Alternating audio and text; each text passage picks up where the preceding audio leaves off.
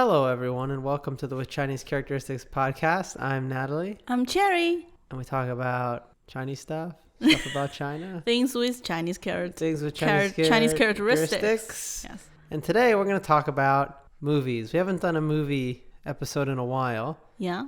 But 2 movies have come out since then. One came out about 2 years ago. And the other one came out more recently that I think are interesting. And those 2 movies are The 800 and Battle of Lake Changjin, which are 2 war movies about the struggles of forging... the struggles of China. Yeah, the struggles of China, forging a new China.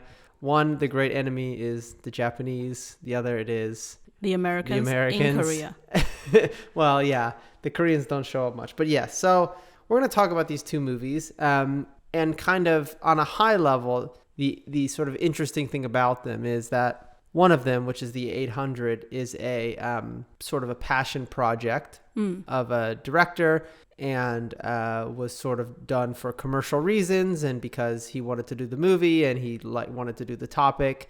And it went through... You mean that's just usually how movies just a regular sort of movie just process. Just a regular movie. Yeah, it went through a horrendous approval process by the Communist Party and went through all this censorship and was delayed basically 2 years almost. Mm-hmm. And the version we see today, even on the international market, is a what? Delayed 1 year. Oh, delayed 1 year is, that. And then the other movie, which is about the Korean War, was created by state decree, essentially. Yeah. It's the 100th anniversary of the Communist Party. They wanted X number of films on X number of topics. Yeah. They got farmed out to They're all the same topic. Yeah, really, how the party's great. Yeah. But they got farmed out to various studios, and that had 0 issues getting approved because it was from top to bottom meant to be a Communist Party propaganda piece. It was a political task. Yes. Yeah. We're going to talk about the 2, and we're going to kind of compare and contrast, but... I'm going to start with giving a little bit of background for the 800, which in 1936, Chiang Kai-shek was kidnapped and convinced, I have in quotes, to call off his campaign against the communists in China and to instead ally with them against the Japanese who invaded large portions of northern China and Manchuria. When Japan invaded Shanghai a year later, in 1937, the nationalists decided to throw everything they had in the defense of the city, hoping to push the Japanese out and prove to the world they were a legitimate nation and military in order to get aid. Yeah. And we'll talk about it. There's some kind of similarities, I feel like, with what Ukraine's going through right now as China and Shanghai in this movie. Yeah. But the defense, although it slowed down Japanese forces for months when they had planned to take the city in days, it inflicted horrific casualties on the nationalist forces, especially their elite divisions who had been trained by German officers and equipped with German weapons. Yeah. In order to delay Japanese forces on their march towards Nanjing, a battalion of the 88th Division was ordered to stay behind in the Sihang warehouse in order to harass the Japanese. This warehouse was made of thick concrete and was too near the foreign concessions to be attacked by naval gunfire or heavy bombs because they didn't want to draw other nations into the war. Yeah. So this negated Japan's material advantage. So this is the story of this sort of lost battalion who is ordered to stay behind and hold the warehouse after the rest of the army has retreated.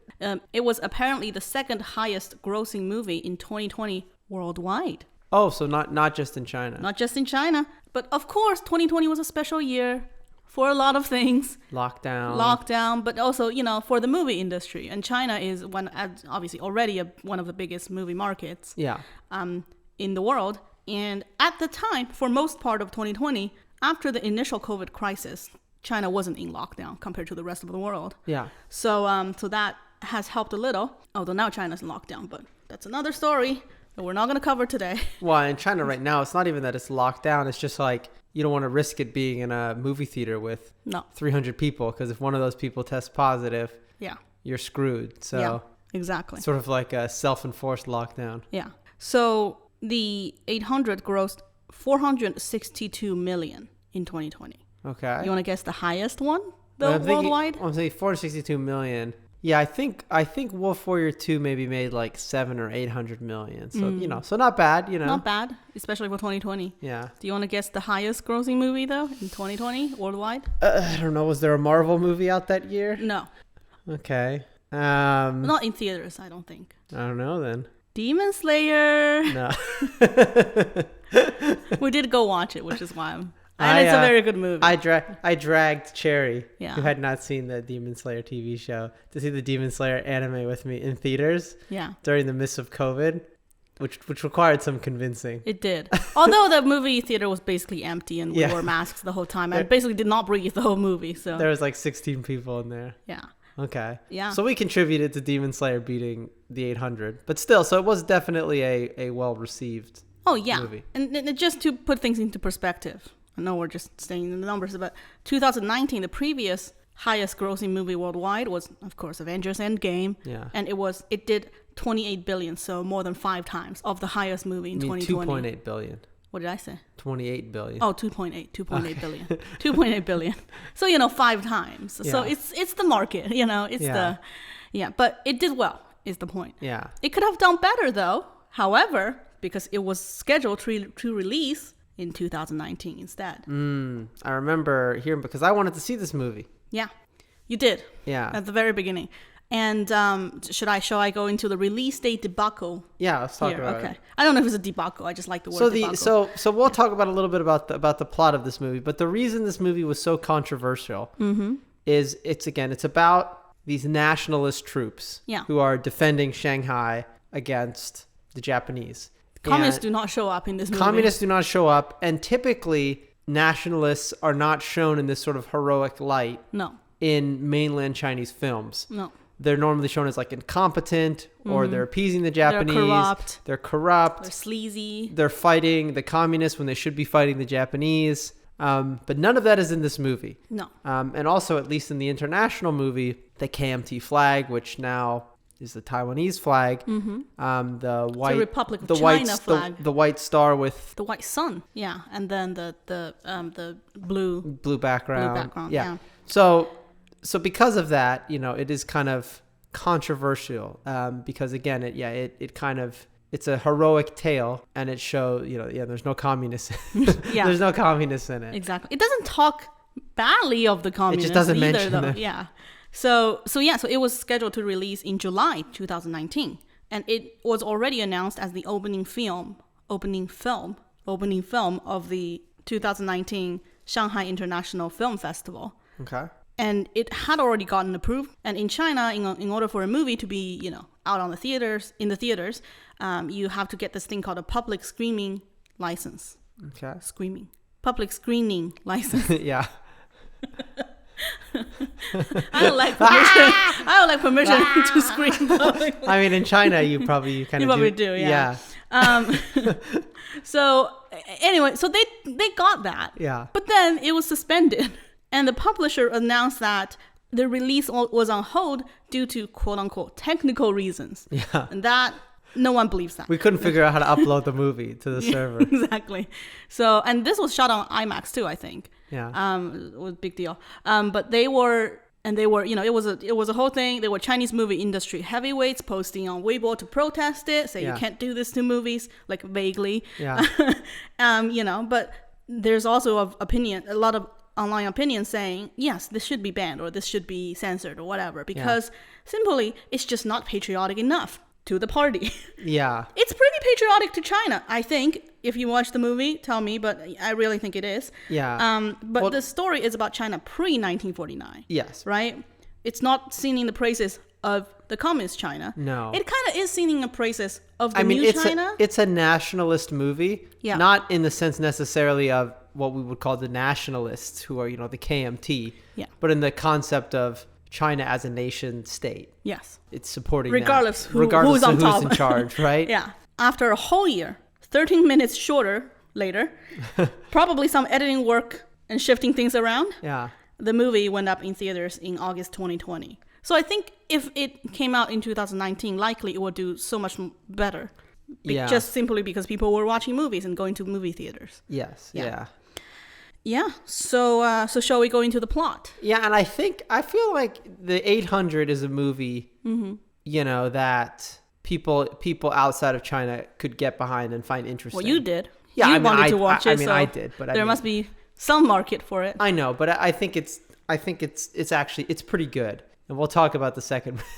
Yeah, I wanted to watch it too when it was first coming out. Yeah. But then I heard that it was, it was censored and then they had to do all these things. And then I was like, I don't want to watch it anymore. But for the podcast, Natalie made me watch it. Yeah. So I'm glad I did. We'll get into it. But I feel like the censoring, at least in the version we saw, it could have been a lot worse. Well, you don't know what it was like, though, I know. So that's the thing. Okay, so here's the plot. You ready? Okay, yeah. At the beginning of the movie, a documentary narrated in English told the historical background of the defense of the Sihang warehouse in World War II and Japan and China and whatnot. Mm-hmm. During the Battle of Shanghai, Japan maintained an understanding with the foreign concessions, which is that the foreign concessions are not of Chinese territory and the Japanese were to leave them alone. Legally, this is the legacy of the Opium Wars and other things where, Century of Shame. Century of Shame. So they weren't technically Chinese territory. Yeah. Legally speaking. Yes.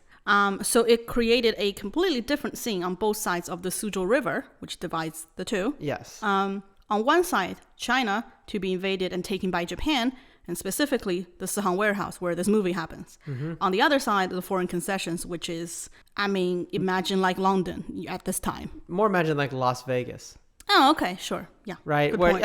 And so the movie tries to create a dichotomy between these two spheres where you have China on the one side getting bombed and all the buildings on fire and everything. And then right across the river, you have neon lights and people are, drinking and there's casinos and there's ladies dancing and, and a good time. Yeah. Yeah.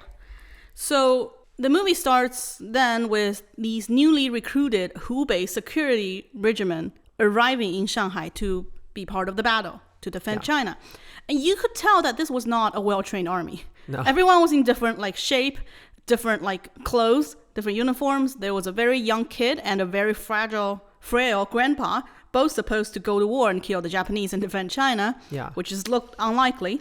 They all spoke local dialects, which is one part that I really like about this movie. We'll get into in a second, but yeah, and that's the sort of thing I think. I didn't catch that. Yeah, you have to speak Chinese to notice that. Yeah, because it's not conveyed in the subtitles. Exactly. So, and they immediately encounter the Japanese army, completely unprepared for a battle. Most of them get killed, some others ran.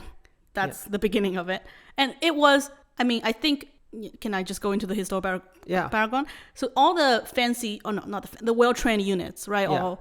A lot of them have died at this time. And then... Or they've retreated. And then the rest of China and all these other parts of the country just kept sending people, which was a heroic effort. Yeah. But a lot of those people they just grab them randomly and they're not trained. They're not really cohesively an army. Yeah. And therefore a lot of sacrifices. Well, and a lot of it is, Shanghai was already lost at this point. Yeah. But if you're some village. It's not if they're still there. I know, but if there's some village 1,000 miles away. Yeah. And they get told, oh, you need to send 1,000 guys. Yes. By the time they get there. Yeah. They don't know it's done, but exactly. It's too late. And some of them were very excited to see Shanghai because that's the reason they came. Yeah. Because they're like, I want to see the big city once in my life. So, so several of these Hubei security regiment soldiers survived, and then they ran into the retreating NRA unit, who apparently in the movie was also executing the deserters, which is probably true. Yeah, and shooting them in the street. But they get lucky.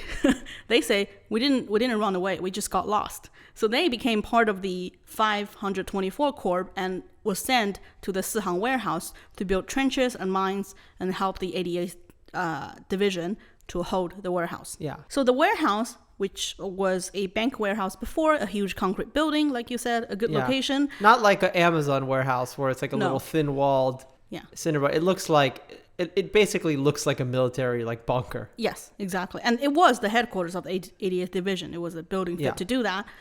So this remains the last Chinese occupied spot in Shanghai at that point. Mm-hmm. And they are going to stick it out for now, not leaving. Therefore, we open the movie. This is going to be where the things happen. This is the center stage.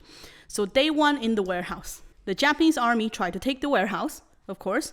They were suicide attacks by the Japanese. They were poison gas. And then everyone had to pee into a cloth and cover their face with it. Which is people think that poison gas was not really used in World War II. It was, but it was in China. It was in China. It was also used by the Germans in Russia. Yeah. It was mostly used in places where they thought they could get away with it. Yeah. I mean, they kind of did. And they wouldn't get retaliated against. Yeah, exactly. So. Yeah. So you can tell some of the people, well, at this point, when Nally said, when we were watching the movie, it was very interesting.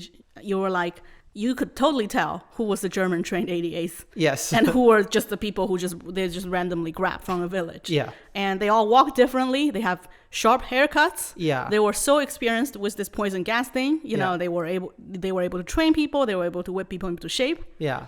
So very stark difference. They're almost, one thing, and we'll talk about a bit at the end, I think, that they're almost like mythical figures. Yeah. Right? They're almost like faceless in how competent they are. Yeah. Compared to, the 88th Division people, they never question, they never waver, they're very focused. They never get scared. Yeah. They're 100% in it for a new China. Yeah. They understand the mission.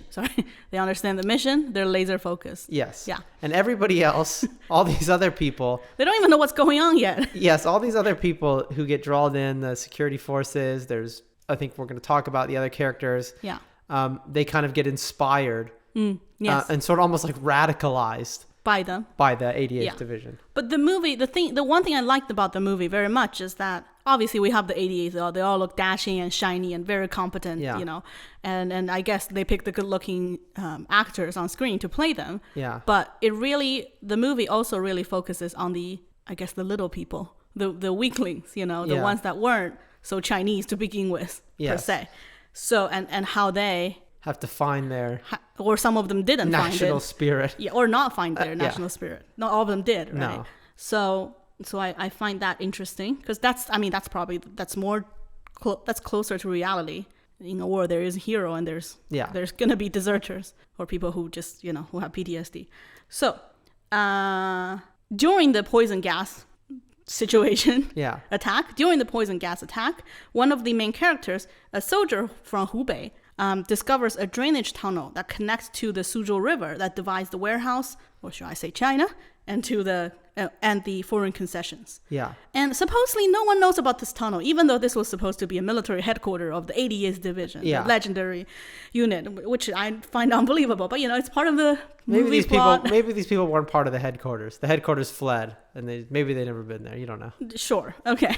So that same night, then, this Hubei soldier, this newly promoted from peasant soldier, I guess, tried to escape the warehouse, committing desertion through the tunnel.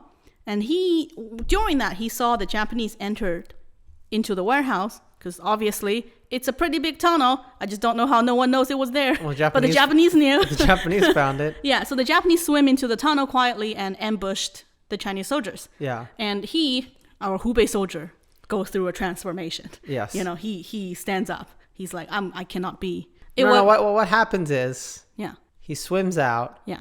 All the people at the foreign concessions start cheering for him. Yeah. Of like, you're so brave. Yeah. They think he was trying to warn the other people in the warehouse. Or do something. Yeah. And then instead of escaping, he calls back and he warns everybody that the Japanese are coming. Which you think they would have sentries and they would notice Japanese crawling up because while they're going in through the drainage ditch, they're also crawling up the side of the building on ladders and stuff. And I know. You think somebody would be watching for that, but I know. Yeah. Also, all the Japanese had this head scarf on, and they have the knife, they bite down with their teeth, so it doesn't get with what.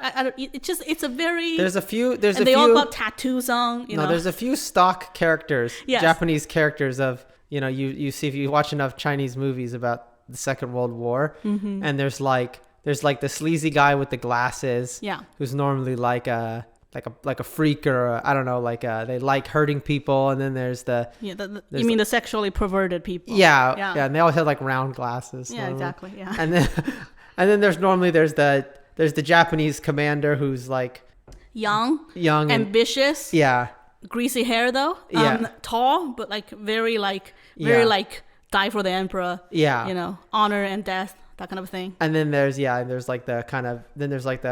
berserker, crazy Japanese, and anyway, the fanaticals, anyways, but very competent at fighting. Yes. So they all come in. He warns everybody. Yeah. and they fight it off. The individual battles that happen in the warehouse, I have no idea if they actually correspond to reality of what the Japanese did. Yeah. But, it's a movie, Yes. Well, it was a tough fight. Yeah. And the Japanese failed again. Day 2. In the morning, the Japanese army is like real pissed off at this point. Yeah. I mean, of course, they invaded China. They don't need another motivation. But they claim that they will take the Sihang warehouse within 3 hours. And they were announcing this to the people in the concession. Like, Yeah, so this attracted crowds on the concession side of the river. And the Japanese army sent an excavator to try and ram their way into the warehouse. Yeah. On one side of the building, the Japanese troops tried to dig and place explosives to blow up the wall under the cover of some steel plates. Yeah. Supposedly, these are, you can't shoot through the steel plates. And these are the toughest steel plates I've ever seen. Yeah. From the beginning of basically, times. it's called in siege tactics, it's called mining a wall. Yeah. Where you dig a hole under it, you blow a hole under the wall, and the wall comes down. Mm-hmm. And yeah, they're like holding like shields, like it's a Roman legion, where to stop arrows. Yeah. And it's like a formation. And they're shooting bullets at it, and they can't get through. But like the thickness of steel you need to stop a military rifle bullet is too heavy for a person to carry over their head. Yes, but in this world, because they're like big sheets, it's like a sheet of plywood. Right? I know, but in this universe, you cannot shoot through it. No. So in order to combat that, and I think the grenades they throw just like are so light and they just jump off. They bounce off. So nothing can get through. So therefore, a Chinese soldiers strapped grenades to themselves and jumped from the building so that they could fall into the steel plate formation and blow up the Japanese soldiers with their own body. Yeah. Which apparently one soldier that we know the name of did do that during this like battle. In the defense of Shanghai, there were all sorts of, the tactics and the desperation that we now associate in America with Japanese soldiers near the end of the war were used by Chinese soldiers in Shanghai. Yeah. Like bayonet charges and jumping on a tank with a bunch of grenades and trying to blow it up and all that kind of stuff. Exactly. And then before jumping off the building and sacrificing themselves and their bodies, the Chinese soldiers would announce their names and hometown loudly. Yeah. Right before. And it was loud enough for people watching from the concessions across the river to hear. Yeah. And the people within the concession was watching closely the whole time. There's suspense. Are they going to take it in 3 hours? A lot of them are Chinese in the concessions. Yes, so probably the vast majority are Chinese in the concessions, right? Yeah. Oh, also at the beginning of the movie, I forgot to mention, a bunch of refugees from Shanghai just ran into the concession. They did take them. And these are all like rich people, basically. Or the middle class. Yeah. And people on the concession side, they helped in their own way. They cheered them on. They raised posters that said West Side to help the Chinese soldiers to identify where the Japanese was attacking from. And they were visibly moved by the Chinese soldiers' valiant efforts of jumping off the building with grenades on them. Yeah. And eventually, 3 hours up, the Japanese failed again. Everyone was cheering. Yeah. So, theatrically speaking, the movie did have a good structure. Yeah. And it had a clear, path that it's going to go on. Like, day 1, there were these attacks. Day 2, 3-hour battle. Day 3, this and that. So I did like that. So in that same afternoon, after the 3-hour battle, a group of German journalists from the concession carried medicine, supplies, and a telephone line while being covered by a Nazi flag on their heads, which was very confusing to me. But then it was explained to me by Natalie that at this point, the Nazis were not at war with China. No, they were basically allied with China. They were allied with China, and they were, let's just say they were neutral, right? The Japanese weren't supposed to shoot at people under a Nazi flag. Obviously, in historical hindsight, we know now that it was all a mess in Germany. Yes. But, at the time... A mess is an understatement. I know, but, atrocities. I know, but, I don't even mean, the Holocaust, which hadn't really fully started yet, right? But I more just mean, politically and economically, it was a mess. But to a lot of the outside world, this was a revitalized, militant new Germany. Right. And this was their government. This was their flag. And it wasn't necessarily something you wanted to mess with. right? If you're, let's say, Japan. Yeah. But that doesn't mean that all Germans everywhere, especially those, for example, in Asia who might not have been back to Germany in a decade, understood what the Nazis were doing. Yeah, or are all on board with it. Yeah. So, I mean, to them, that's just their flag. Exactly. That's their national flag. That's their national flag, and they don't want the Japanese to shoot at them while they're giving aid to the Chinese troops. Yeah. And so that's the flag they have. Well, apparently the Japanese did shoot at them, but like anything that comes, the flag is only so big. Yeah. So anything that extends, someone extends an arm outside the flag covered area, gets shot. Yeah, I don't think that's how. I don't think that's probably how it exactly works. I know, but it had the dramatic effect. Yes, but there's kind of striking images of what we think of now as like the Red Cross. Oh, don't shoot it, it's a hospital ship, but instead it'd be covered in swastikas. Yeah. Because the Japanese didn't want to start that conflict. The Red Cross flag did come up, which is another, which there was a parallel, so I sort of understood it. So under the Nazi flag, they cross the bridge, they crouch, it's a very slow process, and they eventually enter the Sihang warehouse. Yeah. However, the telephone line, while they were carrying it, was shot down by the Japanese army on the bridge and fell on the road. Yeah. So that didn't get in. And the local gangs in the concession, which was a real story, I think, not necessarily for the telephone line, but the local gangs within the concession, the mafias, the Chinese mafias, the Tongs volunteered and help with the war effort. Yeah. So in the movie, you see them lining up, and they volunteer to be the one to run over the bridge to get the telephone line over to the warehouse. Yeah. And after several of them were shot dead. Because it was just one after one, they just run onto the bridge and they get shot dead. One of the characters, the manager of the casino, this young Chinese man said, "I've always been good at running when I was growing up, so let me try." And he succeeded before being shot to death, and now we have communication in the warehouse, which I think I read that they already did have communications. This is the headquarters again. They had telephone lines, but it was a good. I cried during that part. Yeah. Also, if you really wanted to, you could do Morse code with a flashlight or something, right? I mean. Yeah. Well, in the movie, the river. I mean, they constructed a warehouse and everything. A set. But in the movie, the river was like a very narrow situation. Yeah. I was thinking you can just throw it. But I guess or just send a little boat over there, like it's not. I know, but we need the essence is true. Yes. Of the spirit. Yes. Was true. So we'll just ignore the plot holes. That people standing on the sidelines eventually couldn't stand on the sidelines anymore. Yes, which was true. Partially because of these people's struggle. Yeah. Right in front of them. Yes, and a lot of these things, like people holding a poster says the West Side. It was true in history. That's what they did and try to be to aid. So the German journalists asked how many people were there defending the warehouse. The commander said 800, even though it was more like a little more than 400. Yeah. But I get his reasons. I think, isn't 800 kind of like a sort of like a generic number for a lot? Yeah. In China? It is. Yeah. Yeah. Well, I think in Japan too. Yeah. We took the Japanese. But so this is where the name of the movie came from, and sort of how this particular historical event is going to be remembered. Yeah. The 800 Chinese men in a warehouse defending Shanghai. The last line of defense. And also they wanted to encourage them to think there was more people there because, they could just leave them there, right? Yeah. But if there's like 1,000 people there, then it's like, that's kind of dangerous to have roaming around Shanghai. So that means they kind of have to deal with it. Exactly. So, and in that same evening, the commander, Xie Jingyuan, received an order from Chiang Kai-shek, a handwritten letter, asking the troops to stick to the warehouse a bit longer, to show China's determination to fight back the Japanese to the world.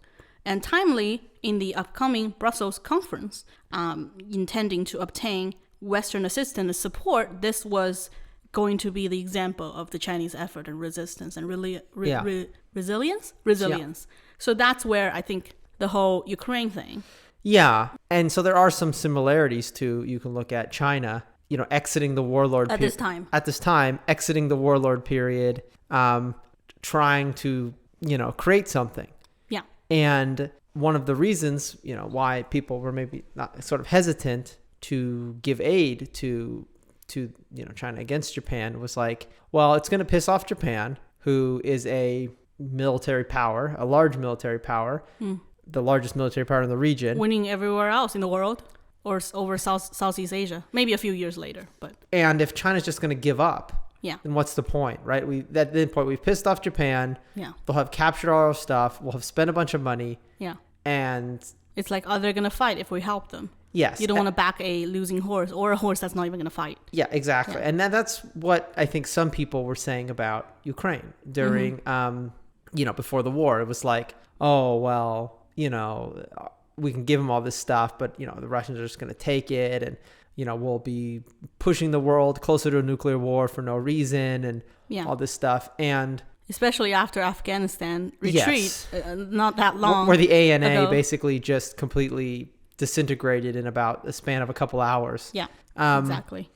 And so it's sort of unfair the world works that way, but as everybody, I think, listening to this podcast saw, international aid and everything flooded into Ukraine after the first couple of weeks, where it was clear that Zelensky wasn't going to go run away to London, that the Ukrainian people and military were, pushing Russians back in the field. Yeah. And this is sort of the equivalent to that in the Japanese invasion of China. Yeah.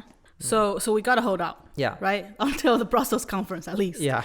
And that same night, a Girl Scout member, there were Girl Scouts in China at this time, called Yang Huiming, ran across Japanese fires and delivered the flag of the Republic of China to the warehouse. Apparently, rumor has it, again, it's just a rumor, in the uncut version, in the uncensored version, this part of the plot had a lot more screen time. Yeah. Because the flag was donated by the casinos, the casino owner who's Chinese. Yeah. And then it's a huge flag. Yeah, because one of the things is, this was all kind of last minute that they ran to this warehouse. Yeah. And they did say one of the things they wanted was a flag. Yes. Because, they wanted to show, if anybody took a picture, you see it that, there's the at that point, the Chinese flag. Yeah. Flying on top of the thing. Yes. And so in real history, apparently they already got a flag, but it was too small, and they wanted a bigger flag. There's a whole thing. One. Yeah. So, but it's a shame. In the movie, it's this happened very quickly and not really much context. Yeah, because the Girl Scout was a real person. Yeah. She lived till like the 1990s or 2000s in Taiwan. Yeah. And so it's kind of a shame that it didn't really get explored more. Yes. Also, I think because they delivered different flags multiple times, there were other people involved as well. Yeah. But she's a famous one. Valiant efforts. So that's day 2. Day 3. Now we have a flag. The Chinese troops held a flag raising ceremony on the roof of the warehouse. After the flag was raised, Chinese soldiers fired shots to pay tributes to their fallen colleagues and to the country. And this is like the flag goes up. It's like the Japanese have entered in rage mode. Yeah. Their eyes they see red. Their eyes just all turn. Yeah. So instantly, they're so pissed. Yeah. They dispatched fighter jets to try to shoot the flag down. Yeah. Which is a very simple. Yeah. And this did not happen because, again, I think it's not that practical. But I guess, they would be pissed to want to take the warehouse sooner. Yeah. But, that was a whole big fighting scene. The Chinese soldiers defended the national flag and the pole with their bodies. Yeah. And the Japanese failed yet again. Yeah. So that's day 3. Day 4. The news is that, this is the last day. Yeah. The news is that the Brussels meeting was delayed due to the corruption case of the Belgian prime minister. I know. The Belgians. I know. The world just moves. We're just all little ants, and okay, somewhere else just messes up. Yeah. And China has to suffer. Mm-hmm. These soldiers have to suffer. But the Chinese delegation had confirmed the reluctance of the Western countries to support China in the face of a Japanese invasion. Yeah. No hope. So Chiang Kai-shek then orders the troops to withdraw into the concession. The British agreed to take them as war prisoners, which that in itself is a whole other story that maybe we do an episode on sometime. It's not a good ending for most of the soldiers. No. Not the British's fault though. Nah. Yeah. Let's do the episode. Yeah. Okay. I don't know if I know enough to say just yet, but that evening before the retreat, the commander made a speech to the soldiers. Yeah. And this is the China speech. Are you ready? Yeah. He says, "This country is sick. China is sick. But you, the soldiers, are the best medicine for it." Mm. And he also says, History will remember this battle and the people who participated in this battle. And you, the soldiers, you are the real Chinese. That's the speech.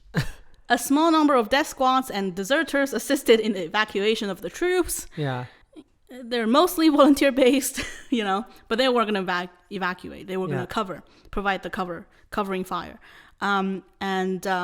After the British troops stationed in the concession turned off the searchlights, which as a signal that they are ready to retreat, and they were ready to receive them, and the retreat could begin. Yeah. The Japanese troops immediately turned on their searchlights, aimed at the bridge. Yeah. So the movie saying that they were prepared. Yeah. Which is not true. Yeah. So the movie ends with the Chinese troops evacuating across the thing, and probably half of them get gunned down by the Japanese. But in reality, most people probably died during the retreat. Yeah. But in reality, in the movie, yeah. Well, I'm saying in reality, it was all agreed upon. The Japanese had agreed to it. The British had agreed to it. The Chinese troops in the warehouse agreed to it. Yeah. And they were just allowed to leave and walk out and go to the British concession. I know. So but in the movie, though. Yeah. So this is where it diverges from reality. Yes. Well, there were some others. But this is the part I think probably diverges the most. The most, yeah. Yeah. So the Japanese were prepared for a slaughter. Everyone had to run through the bridge as soon as possible. And when you are on the bridge, it's open season for the Japanese. And if you're lucky enough to get through the bridge, you're going to be a British war prisoner living in a camp for the next few years of your life. The end of the movie. Yeah, so I think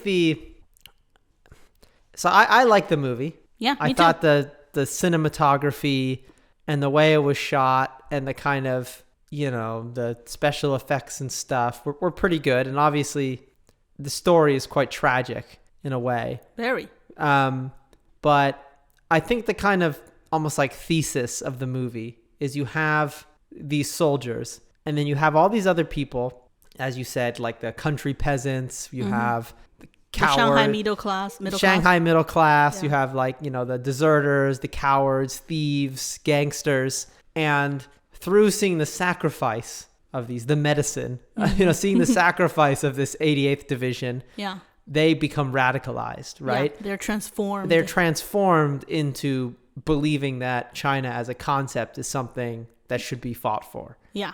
And I think I would say maybe the thesis of the movie is that if there had been more of that, China would have stood up earlier, I guess. Yeah. But it was just, there's not enough. I don't know if it's saying maybe because they did say, only if every Chinese person is like this. But I think, during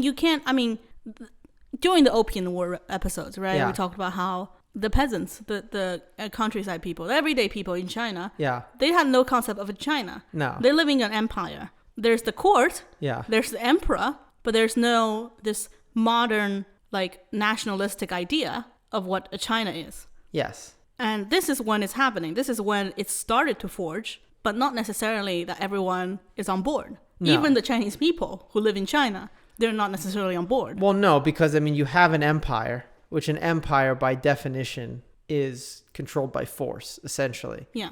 The threat of force. Mm-hmm. And so you have an empire of all these different people who never chose to be part of this idea of China. No. You have the borders of the Qing Empire. And now you conquer new territories. That's how they become Chinese. Yeah. And now nationalism, though, requires buy-in. Yeah. Right? It requires, people to believe it. And to believe that, that this concept of a nation is worth identifying with and fighting for. And that was difficult, right? Yeah. And it took a long time.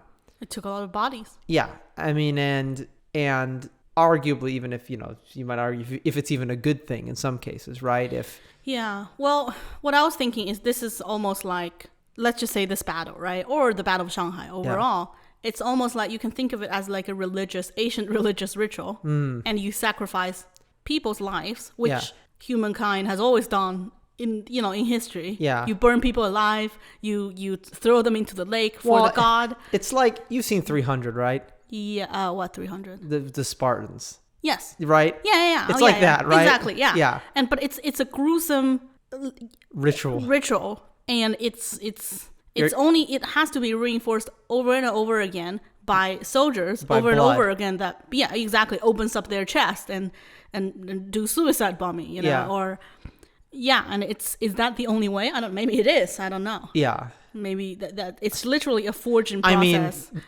I think of a national identity. I think Ukraine. Yeah. When it survives this 10 years from now, this is going to be its new creation myth, right? Yeah. It's not going to be something that happened 1,000 years ago with people on the steppe, or it's going to be this sacrifice. Yeah. And the memory of those things kind of can form the core of a national myth. Yeah. So anyway, it's a good movie. I think... well, now I'm sad. I know. Is that the only way?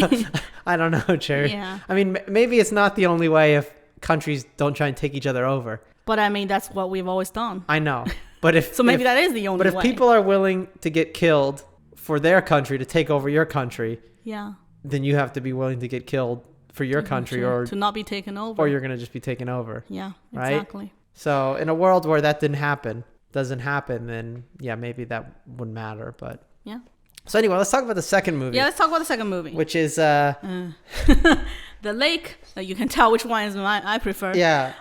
The second movie is called Changjin Hu. So let me should I give the historical background? Sure. Yeah. Okay. In 1950, North Korea, supplied with Soviet weapons, managed to push down to the port of Busan in South Korea at that time. Okay. South Korea was divided at the 38th parallel after Japan's surrender. It had been a Japanese colony. Yeah. Soviet Union, allied state with Kim Il-sung in the north, a U.S.-backed state in the south. So North Korea successfully took over the vast majority of the country. The UN troops were rushed to the area. It was basically the only war in history where the UN has done a general security resolution, and most of the, dozens of states in the UN sent troops. Mm-hmm. They were unable to stop the advance. Yeah. It had happened too quickly. So General MacArthur championed a naval landing further up on the west coast of Korea, which would cut off the North Korean forces and basically cut the country in half again. And this succeeded, and encouraged by his success and assuring the U.S. government that China would not interfere, he pushed forward with his forces past the 38th parallel and towards the Yalu River, border of China, with the intention of decisively ending the war within a few months. The PRC government had made several statements through diplomatic channels that they would not allow this to happen, and began sending hundreds of thousands of PVA, People's Volunteer Army, not the PLA, troops into Korea in order to push the Americans. Although they were there to liberate. Yeah, they were liberate the Korean people. Again, right? To push the Americans and the UN troops back. Yeah. A key element of this effort was to destroy the U.S., the 10th Corps and the 1st Marine Division, which was advancing high in the mountains at the Chosin Reservoir. Yeah. So we're going to follow the exploits of... Wolf Warrior. Sorry. Of Wu Jin, who is the lead actor of this movie, is the same actor who is the lead and producer and brainchild behind the Wolf Warrior series, Wu Jin. Well, you mean the Wolf Warrior was his brainchild? Yeah, it's his. He's not the brainchild. I mean, he's the father. Yeah, the father of it, right? And the mother. He's the Wolf Warrior. Yes. He's also the star of this movie, and I have to say, this movie's no Wolf Warrior 2. No. Very different. I like Wu Jin as an actor. Mm-hmm. In the movies I've seen him in. Yeah. Yeah. So why don't you talk a little bit about the production of this movie, Cherry? Well, so I want to start with this being a propaganda task. Yeah.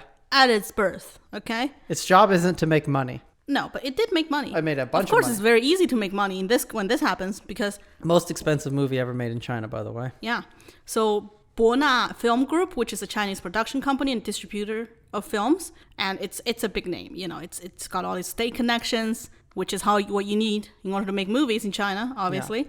Yeah. So the chairman of the film group, who is also the producer of the movie, in an interview said that they, the Bona Film Group, the private company, first received the task of filming the theme of, quote, resist U.S. aggression and aid Korea, quote, from the State Film Administration in July 2019. So again, here's what happens, right? The Film Administration, which is in charge of everything, they're in charge of approving films. They're in charge of probably pulling 800 off the shelves. Yeah.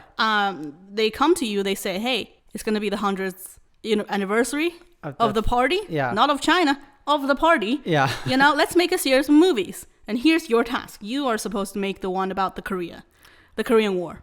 So off they go. And this is something that happens every year in China. Yeah.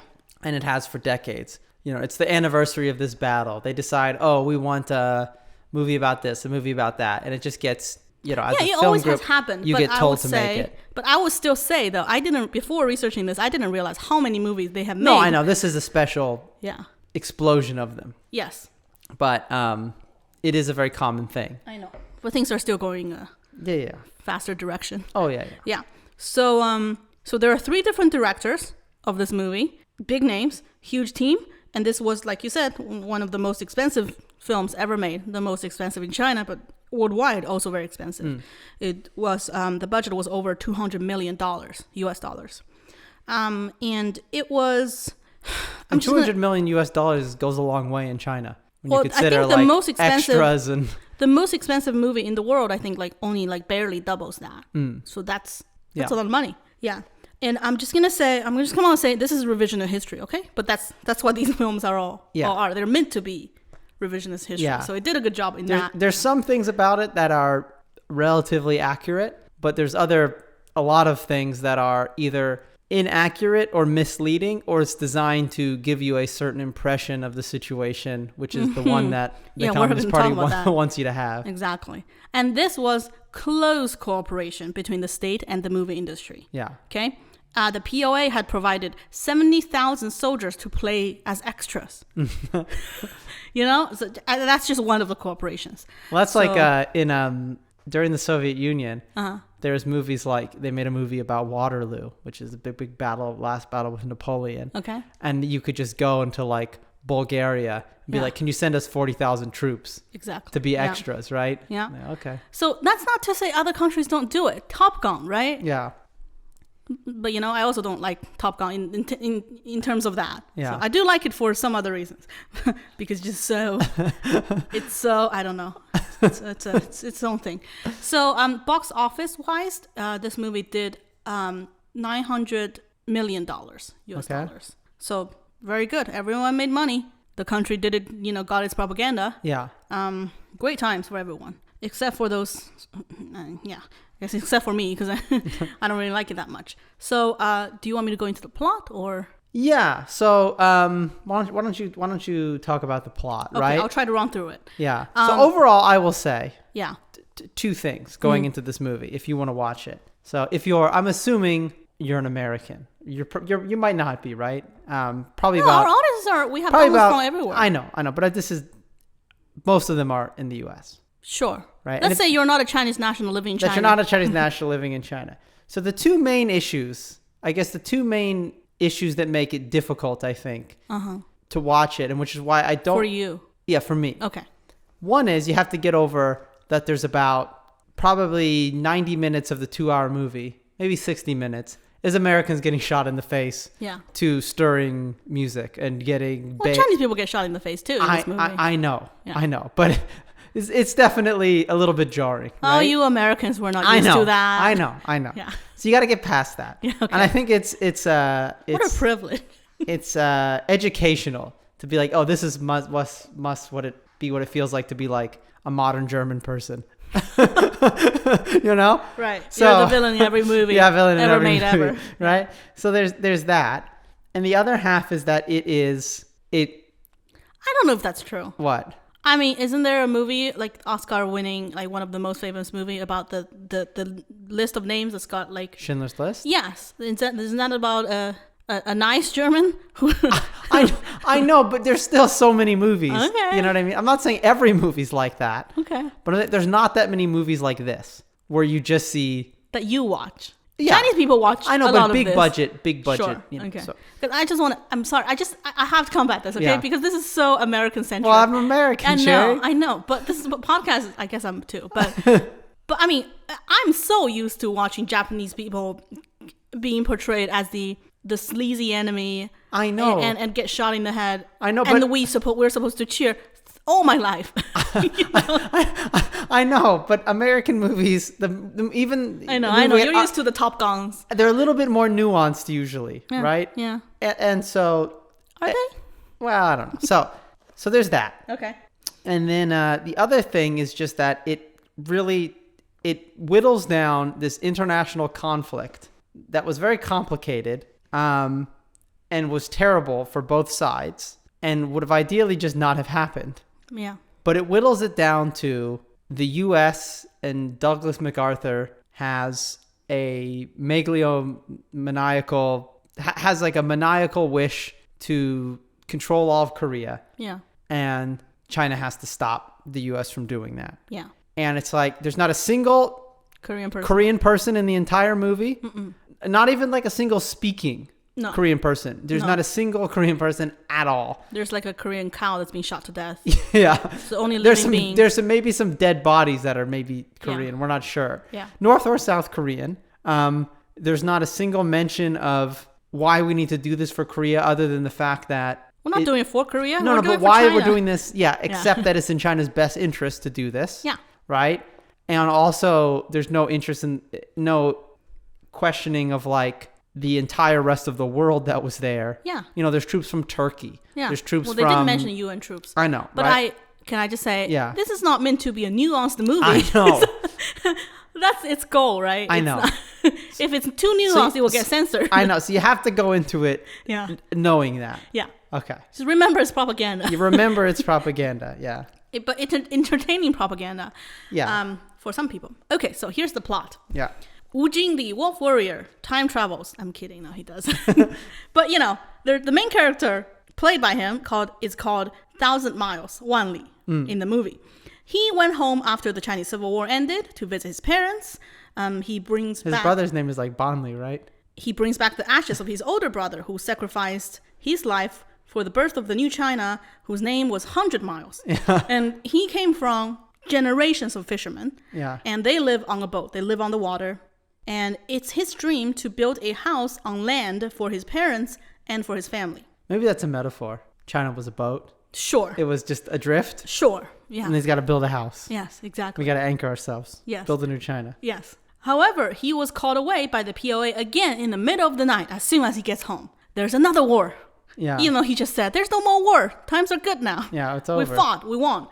We have a China. So before he left, he told his younger brother, whose name is 10,000 Miles, do not volunteer for the army. Stay home, stay alive, take care of the parents.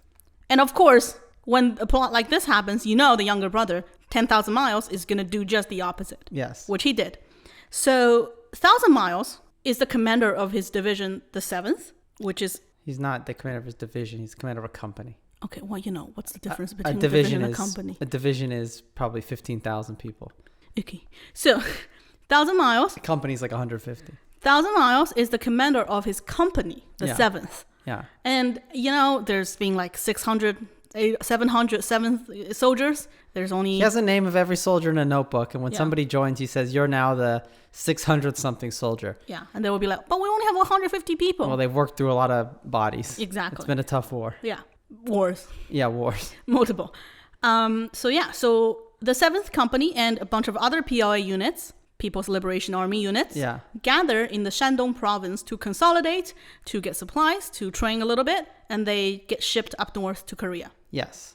During the train journey, we see a wuxia version of the Great Wall. Yeah. It is so spiritual, it is so beautiful and out of this world and poetic, you know, and this view transforms 10,000 Miles, the new, recruit who instantly knew how to stand and talk like a soldier after seeing the Great Wall. He was like instilled with the spirit of China. Yes. Even though he was like a street hooligan beforehand, the way he was acting. So, I want to talk briefly about how, so it shows MacArthur, right? And obviously it's like a caricature of him. Yeah. And it also shows the kind of deliberations with Mao of like, okay, do we need to go to war in North Korea? Yeah. And they don't really make that good of an argument in the movie. Mm-hmm. But the argument that was made at the time was basically like, well, if China decided it needed to intervene in Mexico and invaded Mexico and went up to the Rio Grande on the border of the U.S., the U.S. wouldn't let that happen, right? The United States would not allow China to, essentially, in their mind, conquer Mexico. Yeah. And so China's basically like, well, like we shouldn't allow this, mm-hmm. which You know, I don't know. It's a situation where like it's hard to kind of say if it was right or not, because obviously North Korea is a terrible place, right? It would be better if there was no North Korea. Yeah. But at the time, South Korea was a terrible place too. Yeah. You know, I mean, from China's perspective, it would really seem as an escalation to have a gigantic international army, I guess so, approach the river. Yes. So it's kind of a failure of... You're trying to provide a nuanced view. Well, no. I mean, I don't know. It's kind of a failure of diplomacy all around. Yes, it is. In this situation, right? Yeah. And it's just sort of a tragedy that this war happened at all.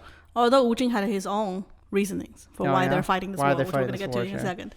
Well, he said, the way I see it, Chairman Mao allocated land to us peasants. Okay. And now someone else is coming here to take it away from us. And that is why we are fighting.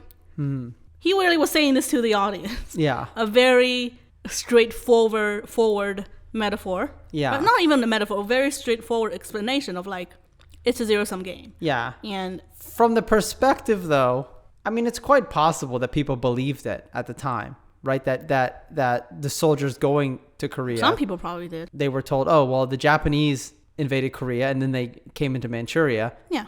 Which it was only... I'm not persecuting individuals. Which was only 10, 15 years earlier. Yeah. You know, now the Americans are going to do the same thing. Yes, exactly. Yeah. So that and the Great Wall, that's what we're fighting. Yeah. Okay? And at some point during this, I think before the journey, everyone takes off their PLA badge from their uniforms because they're not the PLA. They're the PVA now. The People's Volunteer Army. Yeah. Even though it's exactly the same people, exactly the same faces, same unit, same structure, same everything. Yeah. So anyways, they get to the border by train, right? Yeah. And they enter the border on train. Well, the big drama is that Korea is going to be cold. Yeah. Oh, really? Yeah.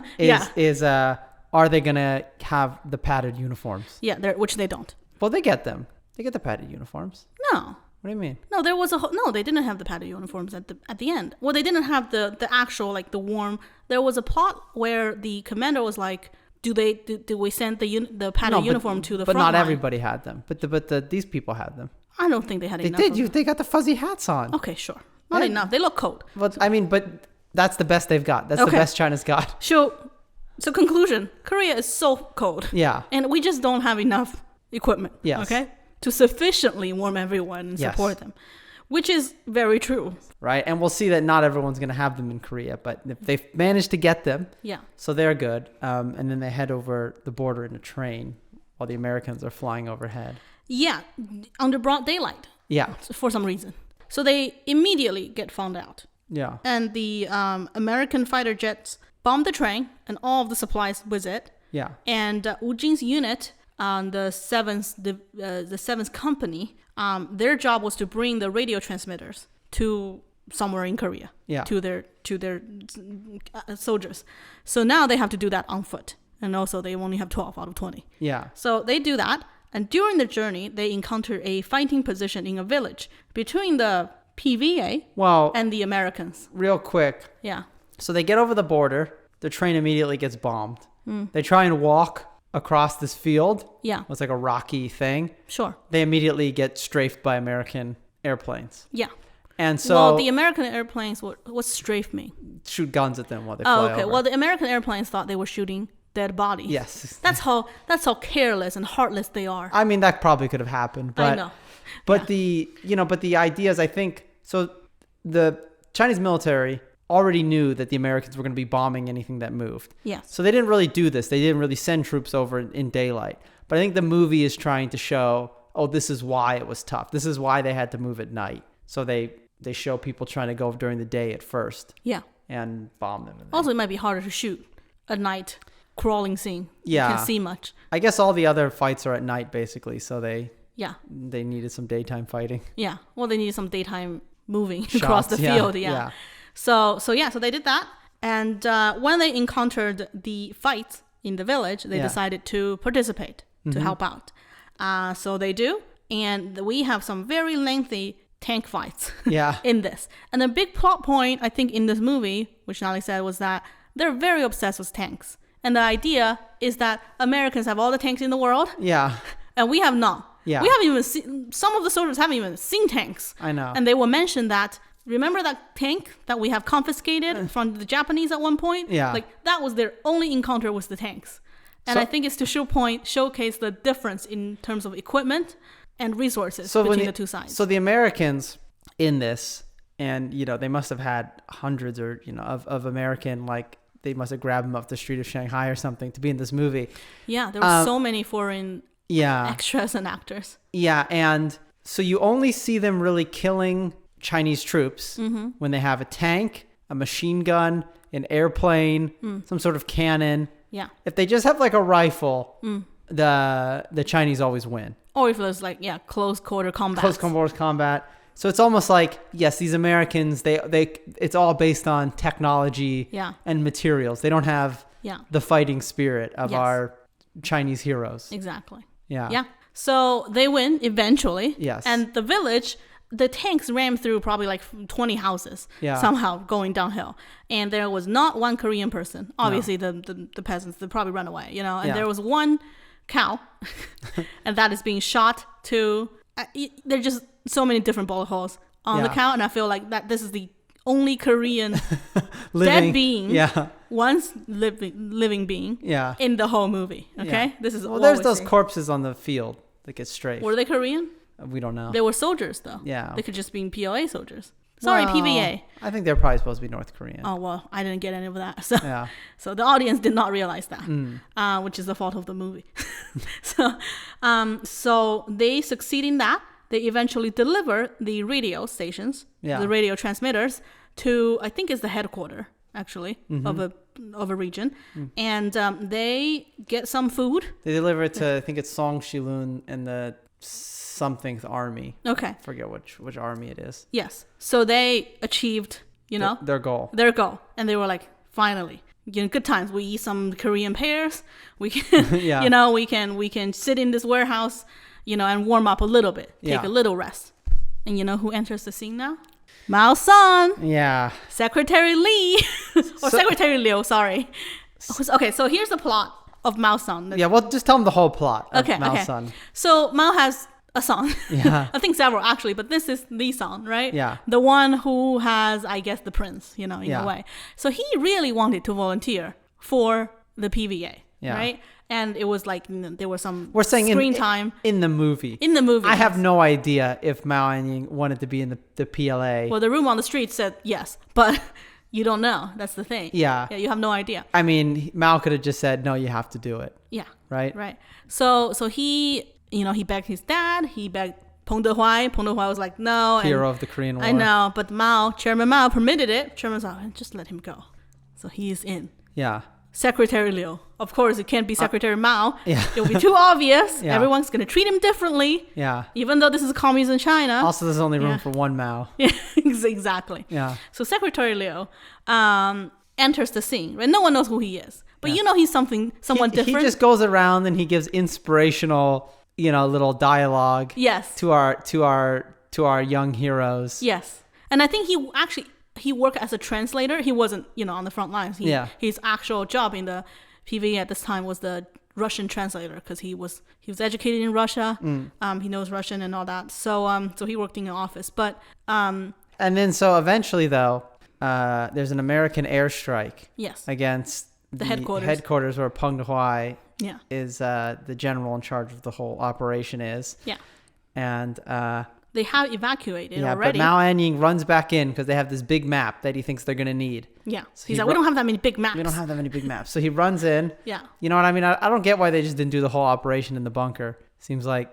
To begin with? Yeah, to begin with. Well, you know, there's a lot of things about the Korean War that we instead of some dramatic wooden houses. But I know. So he runs in there to get the poster. Yeah. And then he gets napalmed or bombed by American, you know, bombers. Yes. And killed. Yes. So this is the movie's version of Mao Anying. Yes. Well, there's more. What's that? Can I just give more? Okay. Some soldier comes over and says, we don't have any records on Secretary Liu. Who is he? Yeah. And Peng Dehuai doesn't say anything. Yeah. He just takes off his hat seriously and shows his respect.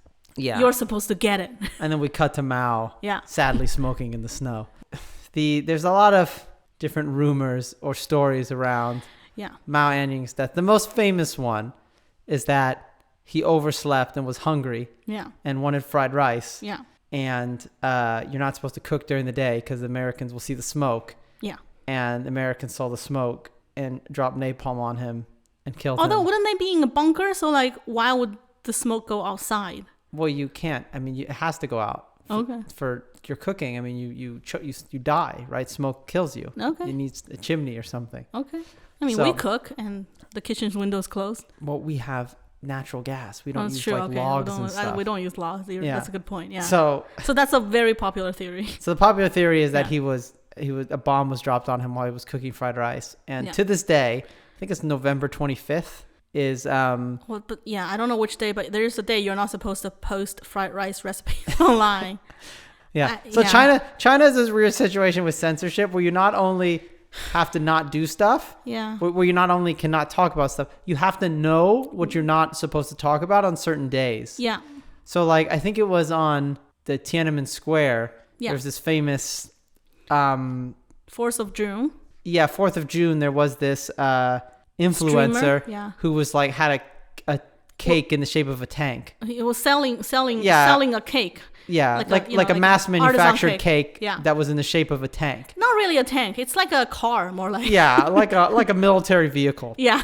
And that was too much. Like a Hummer. And he got banned, I think. Yeah, Humvee. Yeah. Not a Hummer, yeah. So it's like it's not only that you can't know, you have to actually know everything. Yeah. Because you have to know what you have to pretend not to know on certain days. Yeah.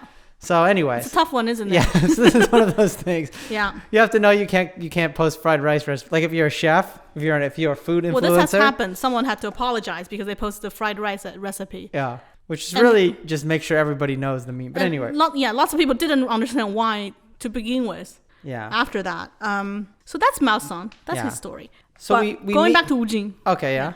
So, I was going to say, so we meet the they've come up before, but we meet the U.S. troops. Yeah. And we have General Smith of the 1st Marine Division. Yeah. Who it doesn't really get into it in the movie, but General Smith, out of everybody involved in this situation, historically, he realized something was up. Yeah. He didn't believe the reports that the Chinese weren't in Korea. Yeah. He built all these defenses. He built an airstrip to get reinforcements and supplies. Yeah. And even in the movie, you have General Almond, who's the guy above him, and then you have General MacArthur, who's the guy above him, who are both saying like, why are you stopping? Why aren't you keep going? Yeah. The Chinese aren't here, et cetera, et cetera. So he's kind of the main American character. General Smith? Yeah, General Smith of the movie. Well, MacArthur shows up a lot. Yeah. Very memorable too, because, he's got the sunglasses, he's got the uniform, boomer and the hat. jackets, the hat, the pipe. The pipe.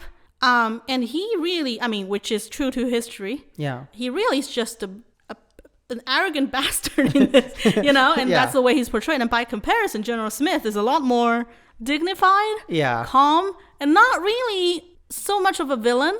Yeah. But, obviously he is the enemy. Yeah. But he's portrayed a lot more competently and calmly and dignified. Yes. Compared to like General MacArthur or Almond. Almond really is just like this short, like sort of like greasy actor who sorry to the actor. I know, I'm sorry. I'm sure you're a nice guy. Yes. Well, I don't know. Yeah. Well, actually, you can cut this out, but I look up the General Smith actor. Yeah. Because maybe he looks familiar to me. Yeah. And IMBD, his specialty is what? White monkey jobs. So I was like, oh yeah, but yeah, I guess that's what it is. Yeah. If you really put it plainly, yeah. It's like I'm sure I guess it's harder, for Japanese characters, the villains, they probably just mostly use Chinese people. Yeah, there's a lot of Japanese people on the credits of the 800. Yeah, I know, but you could use both, right? You could use Chinese characters for Japanese, but it's harder for. If you mean I can't follow the American World War II guidance on how to differentiate between our allies and and the Japanese? Exactly. Yeah. Look at the shape of their eyes. Yeah. Look if they have if their feet have a callus from wearing the sandals with the rope between the two toes. Exactly. Is that Chinese or Japanese? That's supposedly Japanese. Okay. Yeah. Or Californian today. The interesting thing though is which I didn't catch a single non-white there were some soldier on the American side. Were there? Yeah, there were people that I didn't look. Maybe they were just. I don't know. Yeah. Clearly, I'm bad at this. Well, so at this point, the U.S. military was integrated, and also we had Chinese officers in this battle. There was Korean officers in this battle.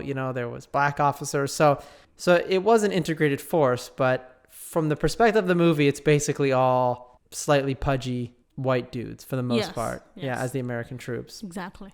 So anyway, though, is that how they all look like? Yeah, that's all of America. But so then the premise then is that they got the radio transmitters there. Yeah. Now they have to do the big attack. Yes. Right? They have to drive these Americans. They're attacking the Americans at the Lake Changjin base. Yes. And they are Wu Jin's company is going to be one of the many that are going to secretly travel there, right? Yeah. Under the radar and stay silent. Yeah. Until the final attack time.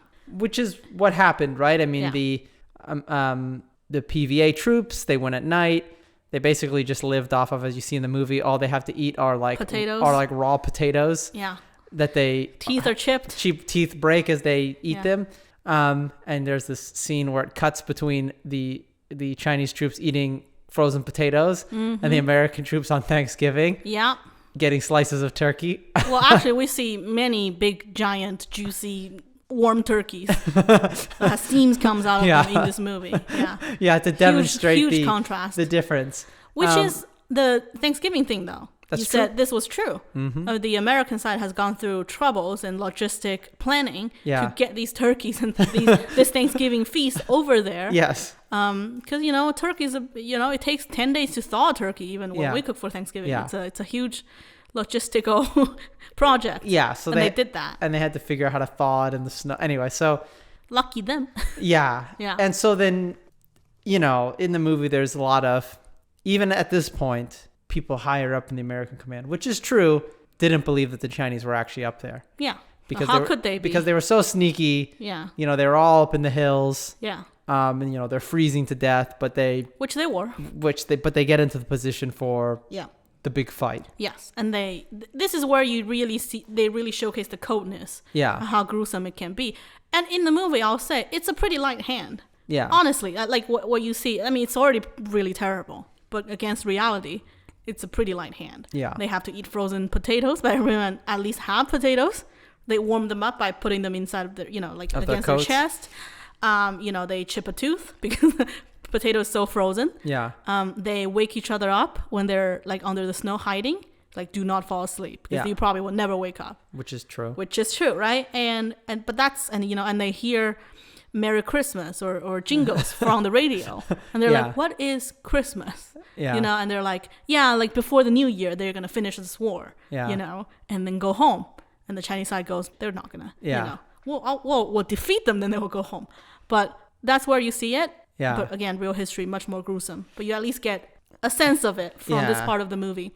So they have to wait, right? They got into position, they have to wait, and then finally one night at night, the signal gets shot up in the sky, and everyone needs to come out. Right? And there's like very good job. Little bugle calls. Yes.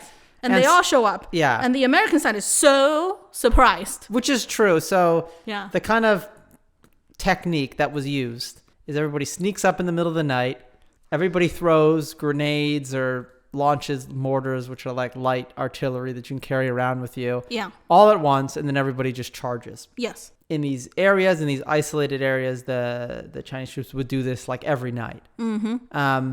And it works. It's kind of portrayed. It was portrayed after the war as it's something called human wave tactics, which sounds a little terrible, imprecise, but it's more like mass infiltration tactics, right? Okay. And there's like a 60-minute battle scene where they attack. I think it's the 31st Infantry Division or something. Some U.S. Army division, not the 1st Marine Division. Yeah. But so I don't. It's so long this battle, and it's not really worth talking about the details. You'll see it if you watch the movie. But and then eventually, the Chinese push the Americans back. They retreat. Yeah. The 1st Marine Division retreats. Yes. one of the things that the 1st Marine Division sees when they're leaving is all the Chinese troops that are supposed to guard the road. Yeah. Leaving the area, they're all frozen to death. It's called the Ice Sculpture Company. Yeah.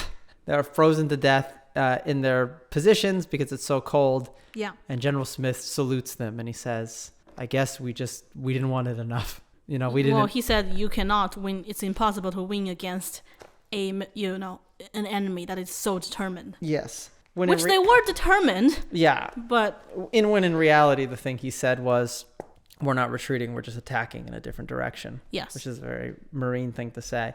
So I kind of want to so obviously it's propaganda. Yes. The thing that the movie doesn't really get into is it treats this as a big success, that they forced the Americans to retreat. It doesn't, it declares it a big success, right? It says it's this is the greatest setback in Marine Corps history or something. Yeah.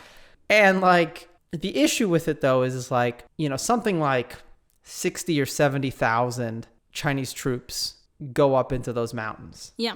And against maybe 30,000 allied troops. Yeah. Mostly Americans, but all sorts of other groups of people. And by the end of it, like, yes, the Americans retreat, but like, something like 50,000 Chinese troops are dead. Yeah. Right. And all of the rest are basically wounded. Yeah. Lost a toe, lost a hand, lost a foot. Yeah. Right. Frostbite. The wounded numbers for this battle are out off the charts because basically, like, if you lived, you probably got wounded in that, like, you got frostbite, you lost a finger, you lost a toe, as you said. So it's like, yes, they made the Americans and these people leave, but, the casualties and the deaths are like 20 or 30 to 1. Yeah. And it's partial also. Which I think is more gruesome than the Battle of Shanghai. I think that was like 6-1. Yeah. I mean, much more gruesome, right? Yeah. And part of the issue is like, yeah, if you get wounded up there, I mean, the PVA doesn't have any way of carrying down casualties or death sentence. Warming you. Yeah, you're basically just dead.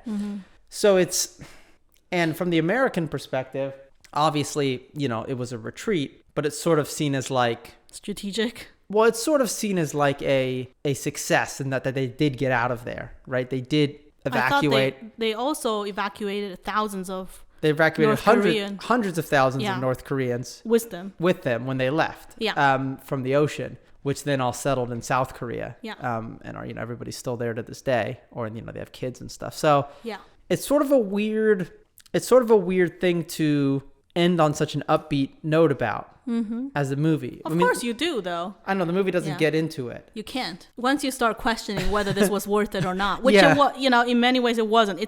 It's almost like, yes, we won, so what?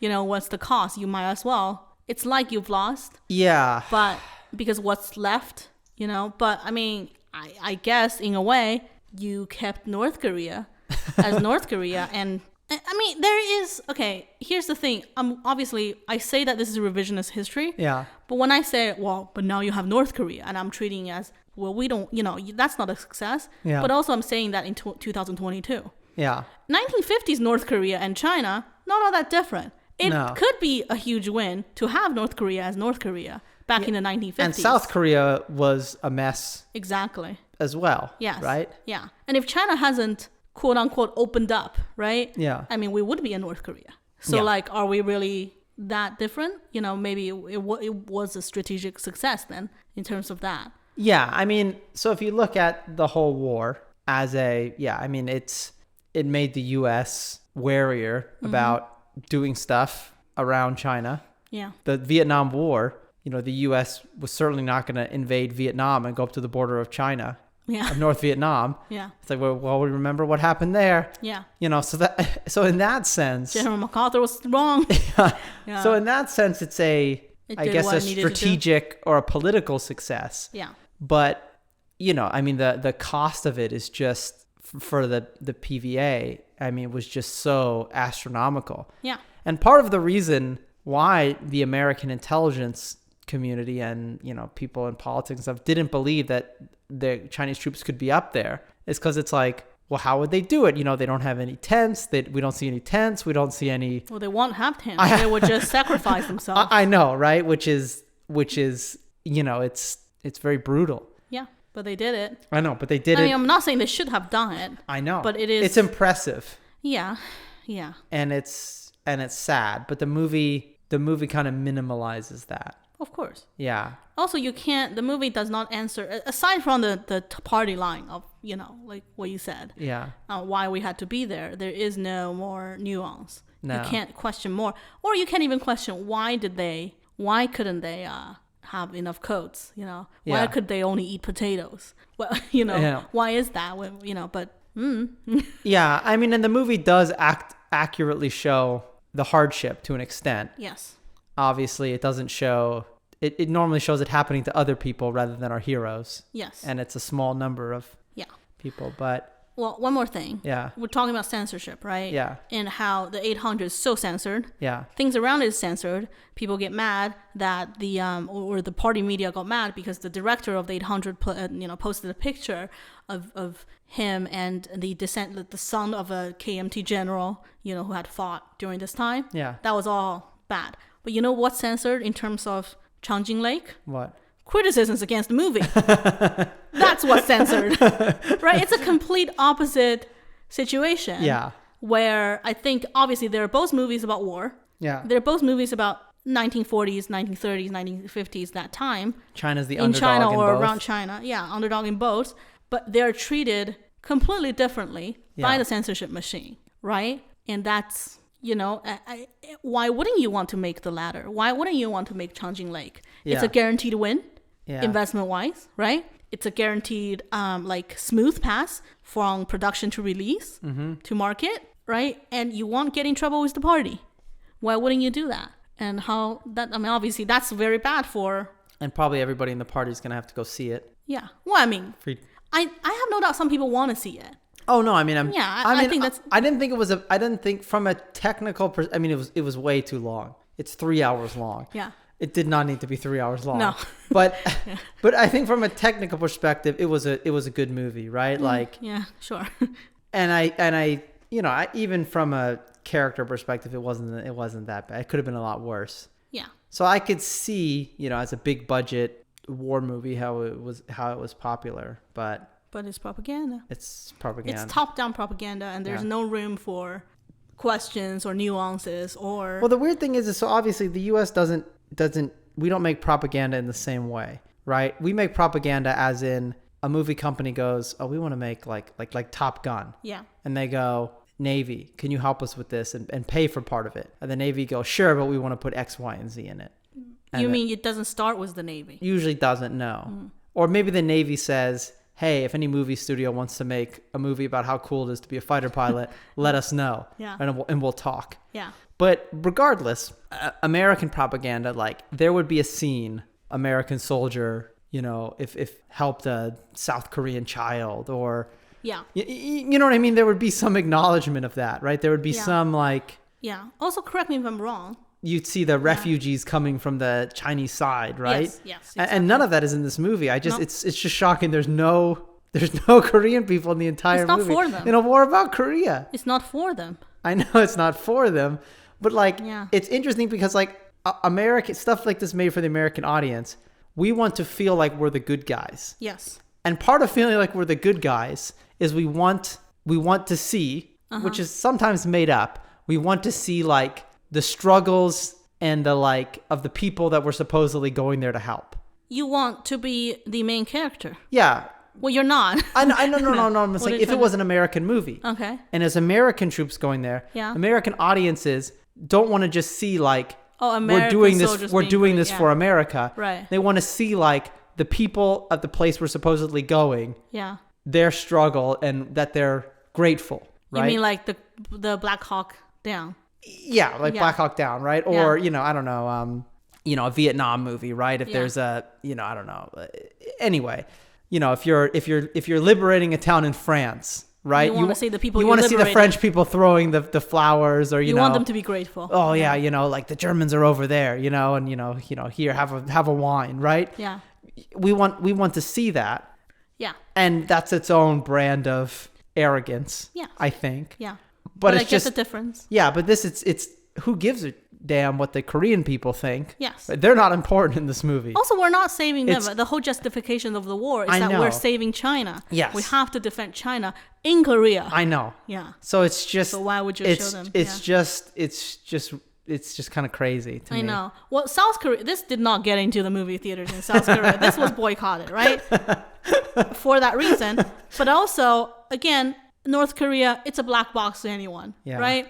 But supposedly, the Korean War, it's all the Kim family's victory, right? Yeah. The Chinese effort, which was gruesome. Not to say it was, like we should have, not to praise it all that much, but like it was gruesome. It was a sacrifice. It was a sacrifice. That's all wiped out, supposedly. And Mao and Zhou Enlai and all them were pissed at Stalin after the war because they felt like China did all of the struggling. Yeah, did all the heavy lifting. And you guys, basically got us into this. Exactly. So, but there are different versions of the propaganda, right? Yeah. The North Korean version would be different than this version that we're airing now. Yeah. So yeah, can I say one more thing about the movie? Yeah. I think, I had very low expectations. Yeah. Very low of the Changjin Lake. And you know what? The American side, it's not like everyone was just evil monsters. It's not like the Japanese. No, it's not like the Japanese. No, right? Like, I think there is certain, again, because of my low expectations. They want to go home. They're talking about what they're going to do for Thanksgiving. Yeah. No, there's a parallel. There's a Chinese soldier. Yeah. Wu Jing, right, was saying to his buddy, he said, well, there's no one in your hometown after the war. Why don't you come and live with me? Yeah. I'll save you a room. Yeah. Like we'll be buddies. You will be we'll be family. Yeah. And the American soldier on the other side, yeah, during the Thanksgiving dinner, was like, my mom makes a sick broccoli cheese or something, the casserole. Yeah. Next Christmas or next Thanksgiving, you come over and we'll have that. Like, all right, okay, cool. So there is a degree of humanizing these people, right? When you see the 800, the only discussions between the Japanese are, how are we going to better kill Chinese people? Well, there was the Japanese general on a horse, and he was saying, we are all fighting for honor. I know, but it's which is an archetype. I know, there's no humanizing them. Not much, no. Of like, oh, I can't wait to go back for, I don't know, the New Year's festival or something. It's exactly, yeah. No. So there's some of that. I think perhaps because America, it's a proxy war, right? In many ways. And if you're fighting there, is it still a proxy war? If you're not fighting through them, America is on the it's kind of on the fence, but I mean, and also the elephant in the room, which doesn't get talked about on either side, is there was horrific war crimes on either side throughout this war. But let's just pretend it didn't. I know. I mean, that's what they were doing. Chinese soldiers would shoot American prisoners. American prisoners would shoot Chinese soldiers. Yeah. They would capture people and not know what to do with them and just leave them outside. And you wake up in the morning, they're all frozen. Yeah. Also, nobody surrenders in this movie. No. Everybody fights to the death. No. There's not one Chinese soldier. I don't think even American soldier. No one surrenders. Who run away, who are just like have a normal person's reaction to like, who wants to like chicken out at a certain time, or who has doubts, or Of course, some people are like, when 10,000 miles, when the younger brother goes to war for the first time, he was shocked. Yeah. Shell shock. But their only doubt is, are they going to be able to kill enough Americans? Exactly. Well, one person needs to kill 20 of them in order to be a war hero. Be a hero, There's a number. Yeah. Well, okay, so I guess overall, I think if you're only going to watch one movie, I think watch The 800. Yes. I think if you are interested from a sociological standpoint of how the war is being portrayed and remembered, the Korean War in China, I think watch Battle of Lake Changjin, because, it always kind of annoys me. People talk about Wolf Warrior diplomacy, and it's like, or these sort of things, and they haven't seen Wolf Warrior, right? They haven't seen Wolf Warrior 2, and it's like... No, it's all about personal efforts. Yeah. And it's very much like also not about the party. Yeah. But Wolf Warrior diplomacy, 100% about the party. Yeah, I just feel like if you're going to try and understand what's going on to a certain extent, I mean, I feel like watching the most popular mass media of the last several years can give you a little insight into... Yes. Well, can I also say, it's not, if you want to know how the Korean War is supposed to be remembered by the party line, watch the movie. We're not saying that's exactly how it's remembered. No. There are a lot of voice of doubt and disappointments in the movie, how it's revisionist history, why does it not go into certain aspects of the soldiers more, their difficulties. Again, censored. But the party line that nudges the narrative is becoming stronger and stronger, and has over the past decades. So and I mean, they wrote this movie. It's not like they nudged it, Yeah. Anyways, that's that's our review. So we are planning to do a series. I don't know. We might spin it into a separate podcast on the water margin. Yeah. Also known as All Men Are Brothers. Also known as Outlaws in the Swamp. Sure. There's only one Chinese name. But yeah. I know, but it's translated a lot of ways into English. Yeah. So if you're interested in reading that with us, the version we're going to be doing, I think, is the Sidney Shapiro translation. Yeah. So if you have a chance to pick that up, so I think it'll be a fun read for people who've maybe never read a classical Chinese novel before. Yeah. Well, anyway, thank you for listening. If you do watch either of these movies, let us know. Maybe watch the 800. Give it some love. Also, the 800 is actually licensed in the U.S. You can find it online. You can find it on Amazon Prime. On various places. Yes. Battle of Changjin is not available anywhere legally for streaming, so I'm not going to really talk about how I saw it. But well, I saw it on Bilibili, so it's a Chinese platform. So it's if it wasn't supposed to be there, that's not my fault. That's China's fault. No, they didn't block American IP. So yeah. Okay, cool. Well, thank you very much. We will see you next time. Have a nice day.